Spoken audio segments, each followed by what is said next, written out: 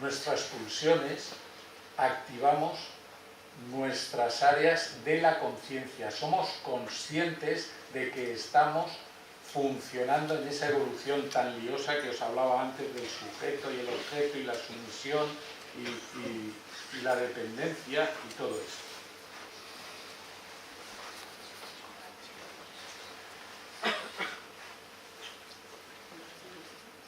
Cuando hablamos de la ira, aparece un mecanismo muy parecido. Y entonces entramos en otro experimento curiosísimo.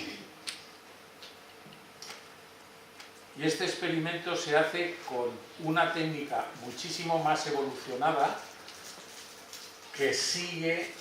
Sabéis que somos agua, básicamente. Nuestro cuerpo es una composición de un 80% de agua y el resto materia sólida. Y entonces siguen en el cerebro todas las evoluciones de estas corrientes líquidas. Y hacen el experimento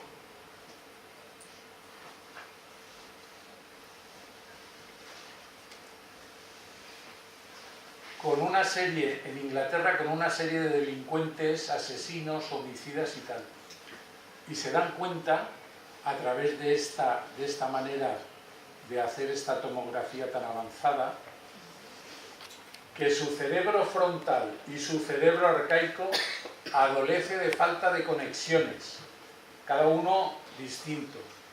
Estas faltas de conexiones les impide tomar conciencia en esas áreas que hemos dicho antes, es decir, están incapacitados para controlar sus impulsos.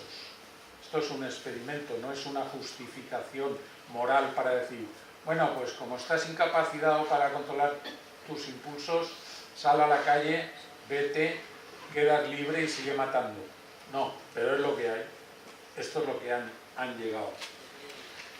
Si se cortan las conexiones entre las dos zonas, es muy difícil para la persona regular su comportamiento.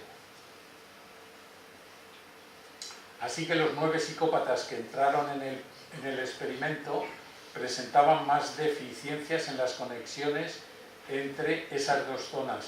Su amígdala cerebral, que hemos dicho que es lo que hay central, encargado de las emociones en el cerebro arcaico, y su cerebro frontal, la corteza prefrontal. Así que, bueno, pues esto es lo que hay con el tema de la ira. Entonces, ¿qué pasa? ¿Que los pecados capitales son innatos? ¿Es el resultado del impulso de nuestra naturaleza? ¿Qué pasa con la que nos queda? La avaricia. No hemos logrado hacer ningún experimento con ellas, que se sepa.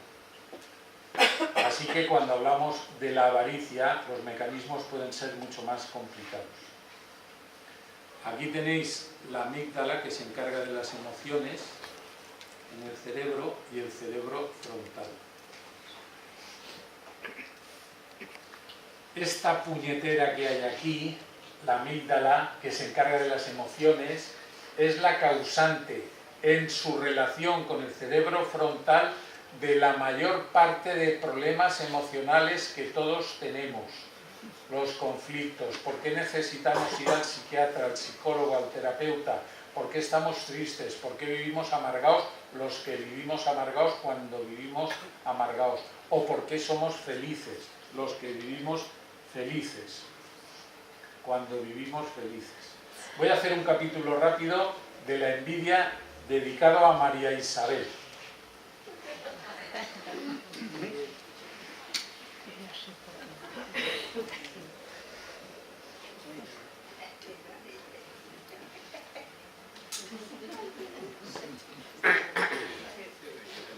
¿Lo veis, no? Un sentimiento tan viejo como el hombre, del que se ha dicho que es el más vergonzoso de los vicios. La Real Academia Española, más tibia en su definición, la considera un pesar. ¿Qué pesar tengo? Un pesar de peso del bien ajeno. A diferencia de lo que ocurre con otros sentimientos, comunicar la envidia nunca ha supuesto un avance evolutivo en la biología, a diferencia de los otros. En efecto, la envidia es un tabú social que se lleva en silencio, porque en el fondo supone una declaración de inferioridad que no conviene que le contemos a los demás. Ninguno va por ahí diciendo qué envidia tengo. Y encima nos inventamos lo de la envidia sana. Nadie dice que es envidioso, sino que para justificar ese sentimiento se alegan todo tipo de excusas. Este comportamiento se debe a que la envidia es en esencia una reacción ante el reconocimiento de la propia derrota. Es un intento por negar la frustración que nos produce. Nos comportamos de muy distintas formas. Algunas personas optan por imitar a quienes envidian. Otras, si se ven incapaces de alcanzar este objetivo, se deprimen y se vienen abajo. Y por último, un tercer grupo de individuos se decanta por criticar e incluso conspirar contra quienes les han superado. Este no sabe nada. Envidiamos y nuestra autoestima se resiente. Para compensar esta pérdida que nos resulta insoportable, hemos desarrollado una serie de mecanismos muy particulares. Uno de ellos es infravalorar la ventaja del otro. Lo han puesto en un puesto y se van a equivocar. Se van a estampar porque no sirve para eso. No es justo. No es justo. La otra persona sí que... o yo. Pero Otras tácticas pasan por buscar desventajas en otros campos que compensen su superioridad, desvirtuar a la otra persona en su conjunto o criticar el sistema que permite que se dé semejante situación. En los casos más extremos podemos llegar a castigar tanto física como psicológicamente al envidiado por su ventaja. El envidioso desea acercarse al envidiado, ser reconocido por él, identificarse con él y enseguida sustituirlo. En los casos patológicos, el envidioso solo puede hallar satisfacción, en los casos patológicos, en la destrucción completa del envidiado, en su desgracia total e incluso en su desaparición física. La envidia trae implícito el deseo de hacer daño. Se trata además de una actitud inherente a los seres humanos. En España es famosa por su abundancia y que se desarrolla en las primeras etapas de la infancia. Un dudoso honor que parecemos disfrutar en exclusiva, porque los animales que no son humanos no la tienen. No hay constancia de que entre los animales se dé un fenómeno semejante, aunque los animales pueden utilizar mentiras y engaños para alcanzar sus objetivos. Por ejemplo, un camaleón. Un camaleón es un mentiroso para sobrevivir. Aquí podríamos entrar en que la mentira es maravillosa, porque siempre que sea un mecanismo para sobrevivir, es interesante mentir. Habrá que pensar en lo de la mentira. Este factor de proximidad del niño con los que le rodean parece especialmente importante en el desarrollo de la envidia. Así, cuanto más cercanas a nosotros sean las personas que envidiamos y cuando su superioridad se demuestra en los campos que más valoramos, crece el sentimiento de envidia cuando son personas cercanas. Por ejemplo, si son personas que no conocemos o que son lejanas, esta envidia no se desarrollará tan fácilmente. Por ejemplo, es muy dudoso que un físico actual sienta envidia y hostilidad por Newton o por Einstein, por los éxitos que cosecharon en su vida.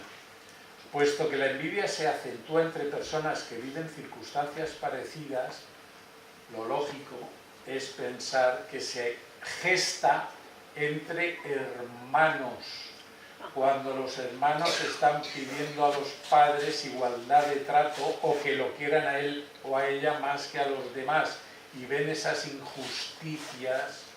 Yo llamo a mamá y mamá solo me habla de los problemas de mi hermana y de los niños de mi hermana, y de la cantidad de trabajo que tiene mi hermana. Y yo estoy aquí tocando el violón, escuchando a mi mamá y llenándome de envidia y de rabia, porque no se ha fijado ni un solo momento en mí. Solo existe para ella mi hermana. Y luego cuando somos pequeños como hermanos, igual. A veces el envidiado puede vanagloriarse y hacer algo que ofenda al otro. Y entonces lo que entraríamos es en una provocación.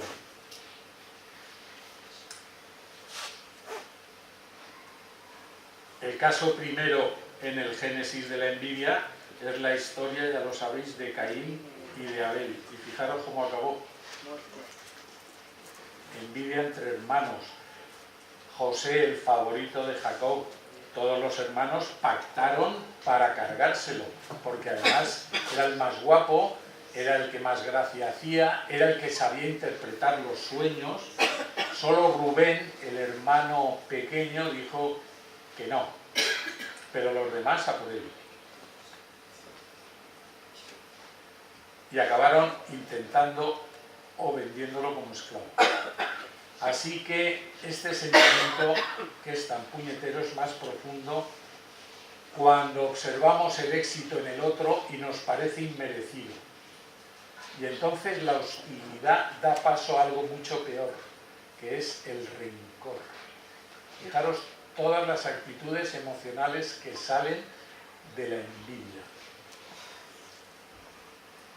Aquí aparece, y aquí lo decía Freud, el origen del sentido de la justicia, porque gracias a la envidia hemos creado la necesidad de la justicia desde tiempos inmemoriales para subsanar la injusticia de la envidia.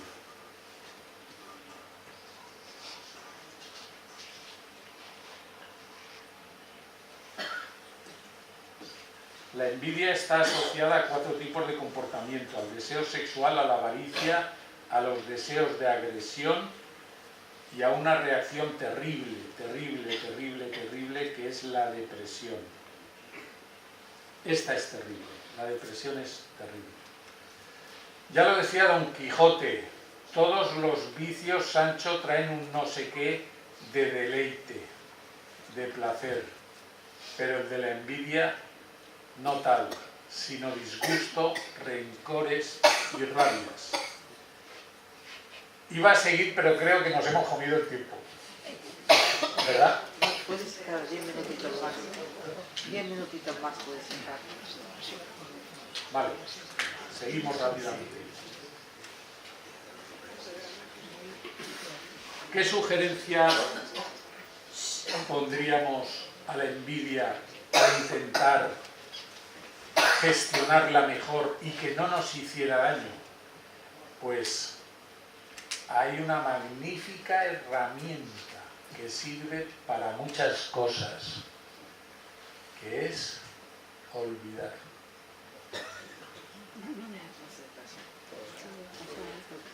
Perdonar es mentira, no existe. El perdono pero no olvido es una guasa total. La única manera de hacer un duelo de un problema es olvidar. Y tenemos, gracias a nuestro cerebro, una facultad maravillosa para olvidar. Es la única y definitiva solución. Cuando olvidamos, sobrevivimos. Cuando olvidamos, seguimos. Si no somos capaces de olvidar, y es muy fácil olvidar, solo hay que hacer así de olvidar, si no somos capaces, acabamos esclavizados de esa ofensa, de esa envidia, de ese pecado, y ya no podemos. Olvidar, girar hacia el futuro y dejar de rumiar el pasado sin cesar. El corazón, si no lo hacemos, se endurece y el cuerpo reacciona con una dolencia o una enfermedad. Detrás de absolutamente todas las enfermedades hay un conflicto emocional que normalmente es inconsciente, que está en ese extraño que todos llevamos dentro, que se llama inconsciente. Y el inconsciente, acordaros que es inconsciente porque es inconsciente. Y el trabajo precioso es intentar hacer consciente a esas áreas del cerebro que hemos dicho antes, hacer consciente lo inconsciente. Cuando logramos hacer eso, hemos dado un paso de gigante en nuestra evolución como personas y como seres emocionales. Y entonces podemos entrar en una cosa preciosa que os va a chocar mucho, pero no creáis que es tan extraña, que es el trabajo de la inmortalidad física. Yo en mis clases he hablado durante mucho tiempo de llegar a 120 años, en buenas condiciones, no cayéndote la baba y en una silla y tal. La reacción muchas veces de las personas era decir, uy, no, ¿por qué? Porque si yo os digo ahora que cerréis los ojos y penséis en un número de 2 cifras, en relación a la edad que os vais a morir, os daréis cuenta, si lo hacemos bien el ejercicio, que es a vuestro favor, que todos tenemos un programa con una cifra para morirnos. Y tenemos que romper ese programa. Es interesante romperlo. Pero resulta que de pronto aparece un señor hablando de vivir, un señor con mucha autoridad científica, vivir hasta los 120 años, que ya está ahí. Y de pronto aparece un cargo de sanidad español y publica un libro que se llama Vivir hasta los 140 años. Esto hace 2 años. Y entonces ya estamos empezando, si juntamos la historia de que cada 10 años la medicina nos regala 2 años y medio de vida. Si olvidamos, vamos a poder seguir viviendo. Si solucionamos este conflicto entre nuestro cerebro arcaico y nuestro cerebro frontal, vamos a poder gestionar muy bien nuestras emociones. Si hacemos un entrenamiento serio, cambiamos nuestras creencias pesimistas y empezamos a creer en otro tipo de cosas que son posibles, si durante ese tiempo nos morimos, pues ya nos hemos muerto, no pasa nada. Ahora salgo yo, me quedo una maceta y ya está, y se ha acabado. Y no pasa nada. Pero tenemos la ocasión y la oportunidad de vivir mucho más tiempo. Y esto es muy importante en relación a la gestión con los pecados capitales. En definitiva, los pecados capitales se ha demostrado científicamente que generan un impulso biológico para la subsistencia de la especie, supervivencia y protección, pero tienen el lado peligroso de que nos extralimitemos, de que no paremos. Y entonces tenemos que poner nuestra conciencia para llegar a algo que es el sentido común, que es la moderación, la maravilla de lo que llamamos dosis. Y entonces podemos tenerlo todo, pero con sus dosis correspondientes. Este es el gran secreto. Y hasta aquí he llegado. Muy bien.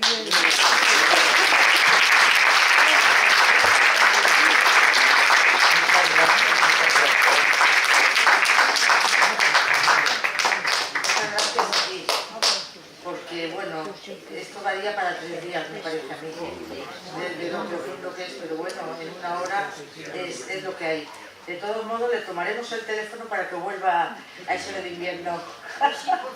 Para el invierno, o cuando pueda que vuelva. Y para mí será un placer, de verdad. Gracias. Nada.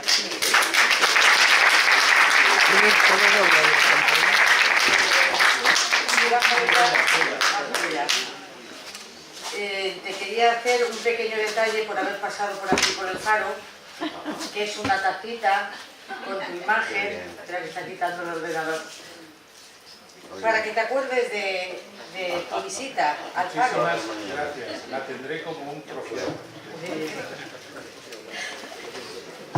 Bueno, os voy a decir quién viene la semana que viene.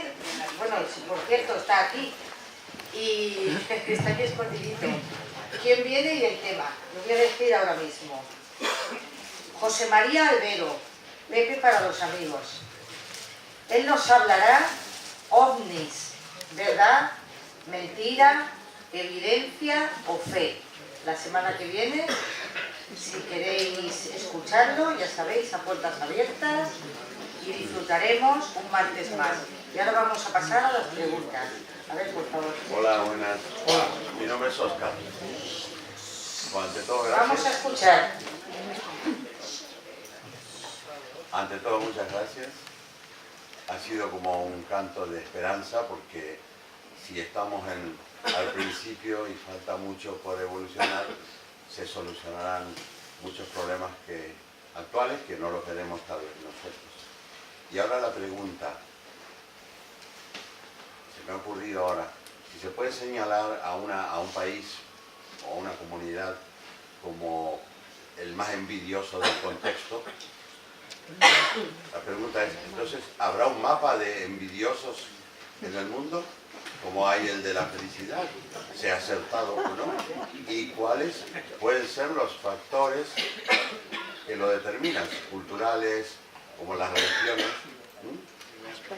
Yo quiero pensar, es una pregunta interesantísima y además que me plantea, como siempre, en una persona curiosa como yo, impenitentemente curiosa, me plantea el investigarlo.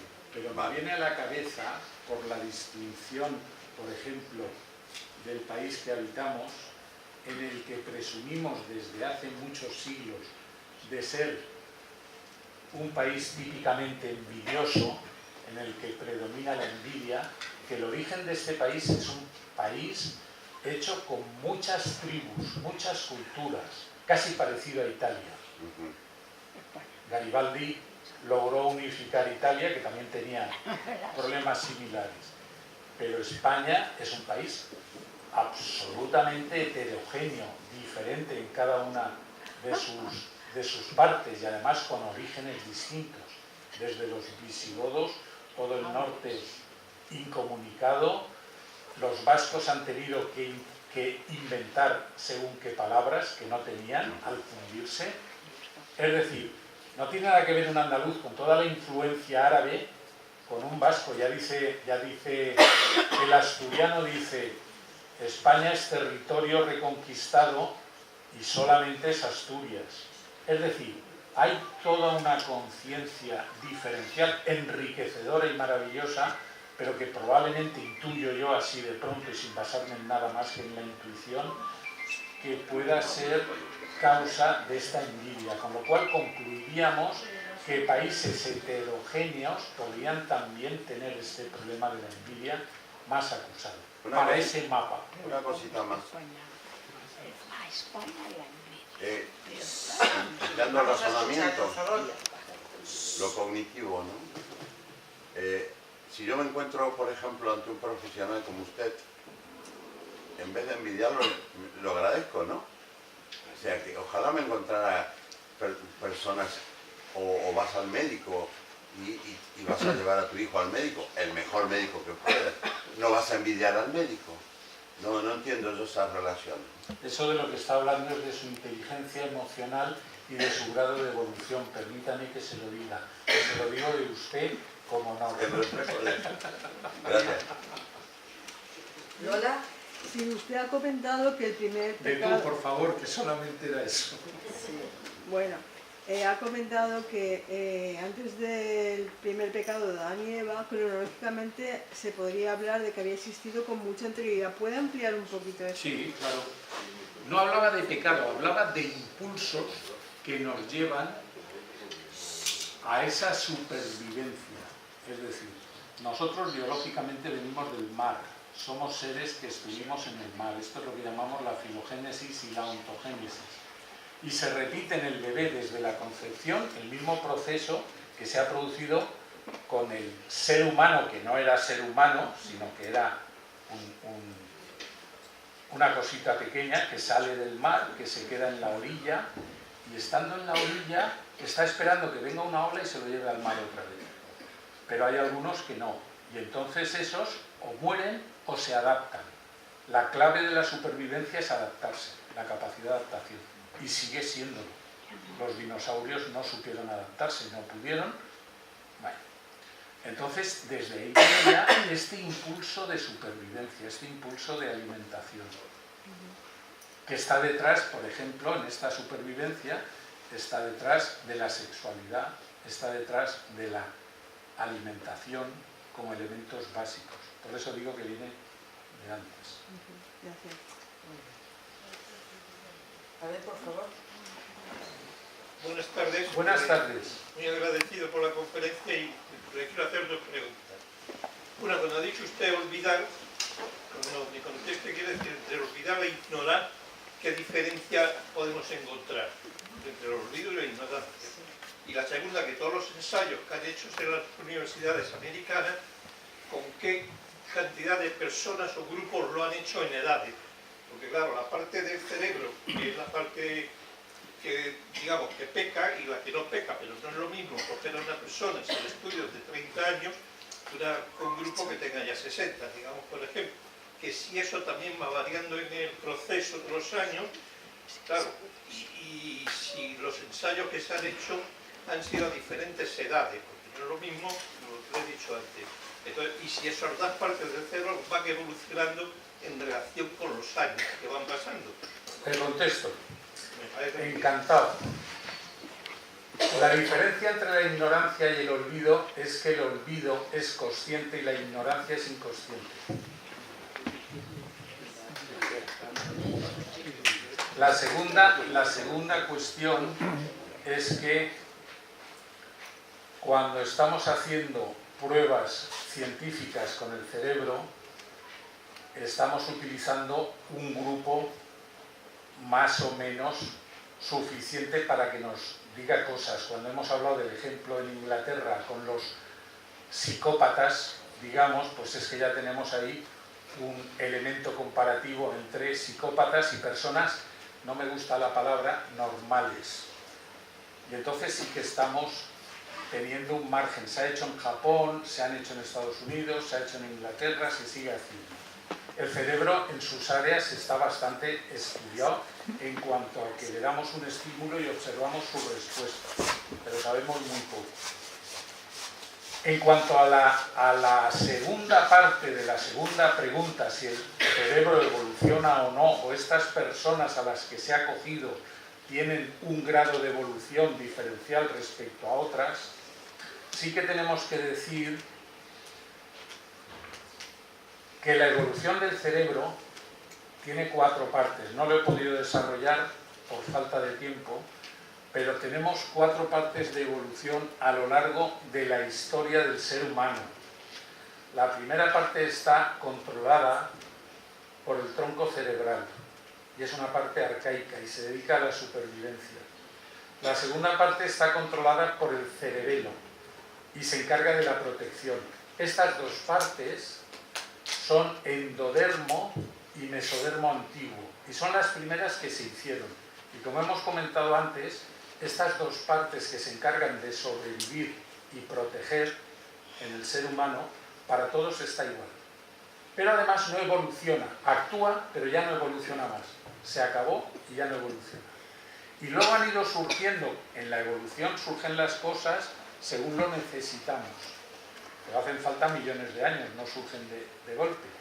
Pero surgió el mesodermo nuevo con el esqueleto y los músculos, porque no somos árboles, necesitamos desplazarnos para coger el alimento y necesitamos una osamenta para sostenernos. Y esto es el mesodermo nuevo, que este sí que evoluciona.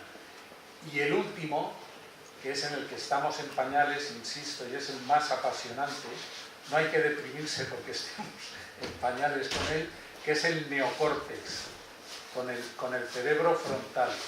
Y este neocórtex, pues estamos en fases muy primitivas y se encargan sobre todo de problemas de relación y de problemas de territorio.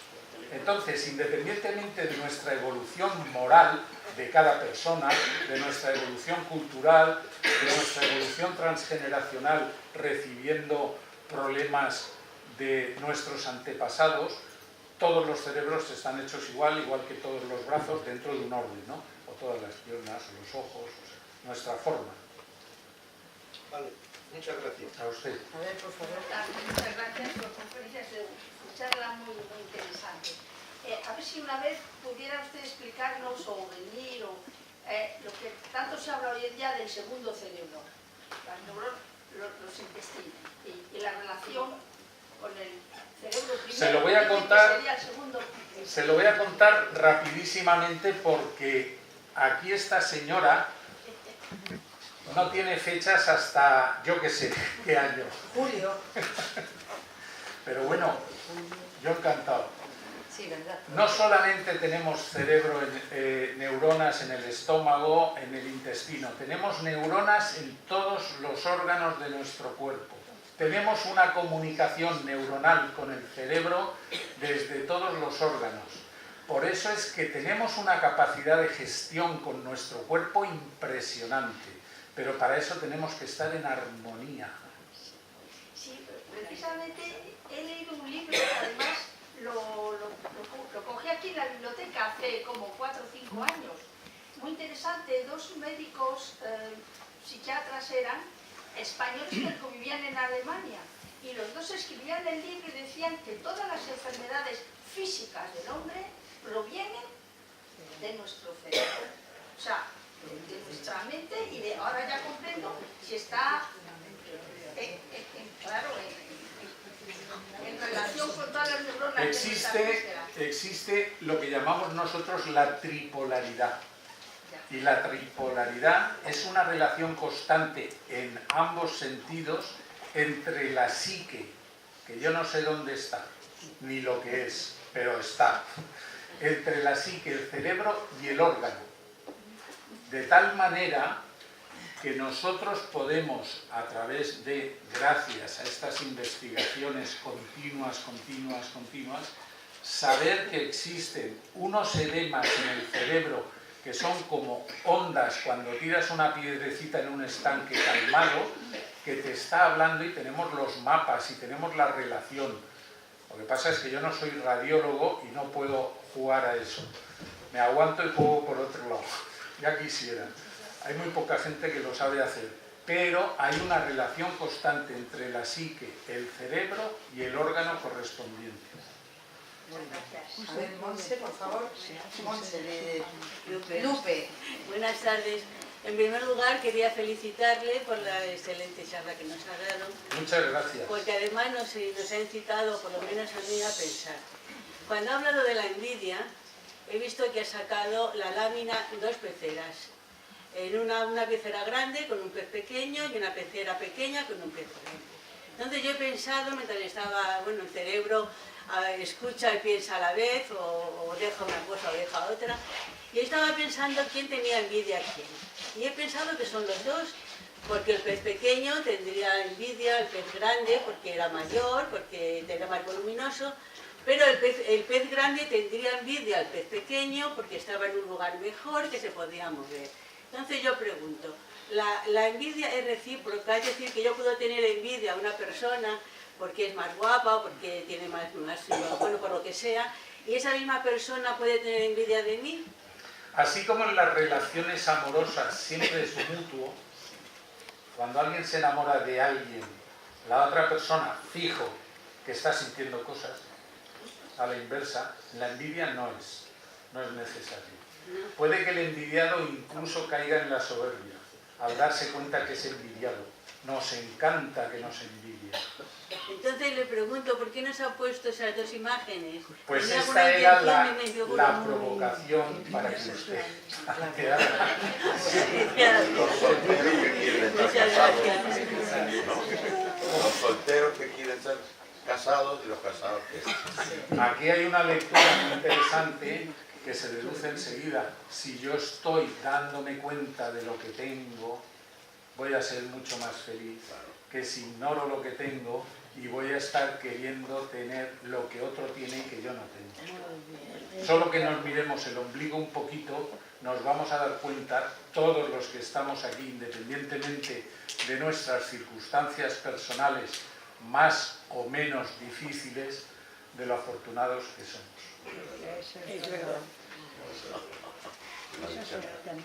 A ver, Sí, bueno, muy amable y muy simpática la charla.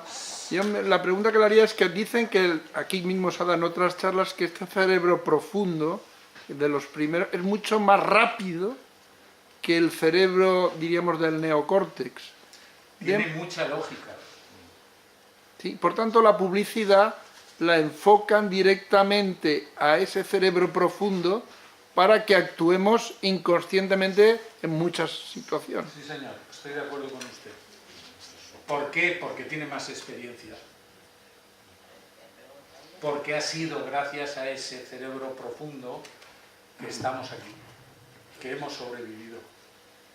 No sé lo que tardaremos, porque el tema de la moderación peca por su ausencia. Nos hemos comido el planeta este año ya y estamos sin acabar febrero. Pero toda la, digamos, despensa de planeta que teníamos para este año nos la hemos zumbado. No sé lo que aguantaremos. Yo confío, siempre soy optimista, aunque dicen que un optimista es... No, perdón, dicen que un pesimista es un optimista mal informado, bien informado, así. Pero yo confío. Y luego, ¿realmente somos libres o no?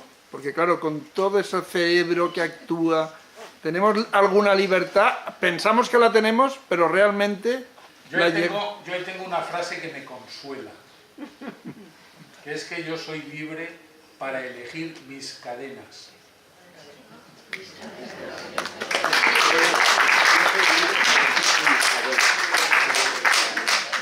¿Te ha gustado, Vicente? Sí, muy bien. Bueno, ¿algún comentario más? ¿Alguna pregunta? Allí, por favor. Bueno, no sé si voy a poder... Vamos a escucharlo. No funciona la garganta. Pero bueno, en primer lugar, que ha sido una charla maravillosa. Que yo no había oído hablar de los pecados capitales desde el punto de vista relacionado con lo natural y lo científico. Que ha sido maravilloso. Y que además, lo que es innato y lo que hay que trabajar con el cerebro, digamos, con el neocórtex, que es interminable y que estamos en el inicio.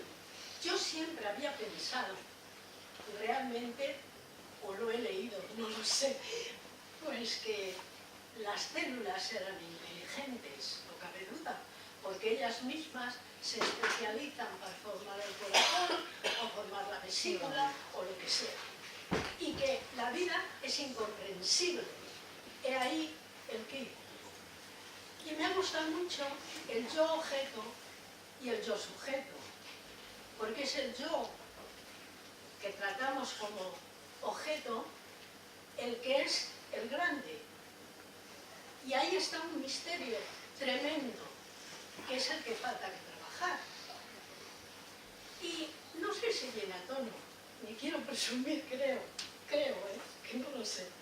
Pues que leí un anónimo del siglo VIII que decía: aunque parece que sé, lo que me gustaría ver es al yo que me sabe cuando sé que sé. Y ahí está. Y que es una maravilla lo que he explicado, y que me encanta. Y que me encantaría también que hablara un poquito, bueno, yo a lo mejor no estoy en la otra conferencia, pero es un poco la reacción o la diferencia entre el ser, digamos, que no utiliza la libertad, que entiendo yo que es inteligente como son los animales, y el equilibrio nuestro entre libertad y elección. Otra de las cosas que me ha chocado enormemente ha sido, por ejemplo, la osteoporosis, porque sí, pero es porque a la mujer se le ha destinado, se le ha concedido como reproductora, pero el hombre también es reproductor, también puede tener osteoporosis a otra edad, distinta, o es cuestión hormonal, es otra cosa, yo no sé. Pero bueno, es muy complejo. Me encanta que ya dé por hecho otra conferencia, diciendo que no sabe si estará. No sé, otra vez, perdona, ¿puedo preguntar algo? Sí, pero voy a Espera que intentar... conteste. Tiene que contestar. Voy a contestar sin que no se me olvide. Contestar. Como creo que voy a recibir una grabación, me dedicaré unos minutos a descifrar el trabalenguas. Muy bien. Por otro lado, respecto a lo que me ha dicho de las neuronas, que le fascinan porque se especializan en formar los órganos, esto es lo que llamamos la inteligencia biológica, que ha dado lugar a lo que somos. Y es fascinante, porque llegando a entender eso, llegamos a entendernos. Cuando entendemos la historia, nos entendemos. Esta es la pasión de la biología, que no es el absoluto, pero que está ahí casi como la filosofía. Muy bien. Ahora. Sí. Ya se tendría que ser una tercera charla. Bien. ¿Está dispuesto? Sobre la psicopatía, que la han nombrado usted dos veces. Y cuando ha dicho la psicopatía, las personas psicópatas y los normales. Pero yo entiendo que, creo, y he leído mucho sobre ello, que la psicopatía no es una enfermedad, porque el psicópata sabe perfectamente lo que es bueno y que es malo. Y hoy en día el problema es que hay muchas personas que son, entre comillas, psicópatas. Es decir, en un cierto grado que no sienten la empatía. No hemos hablado de empatía, lo ha dicho usted con otras palabras, pero sobre la empatía y la... Le comento brevemente. Muy interesantes. Lo primero que hay que hacer con un psicópata es alejarse de él para siempre. Sí, ya lo sé, ya lo sé. Ay, qué me gusta estar con un psicópata. Una vez dicho esto, como con otro chiste un poco vulgar, si volaran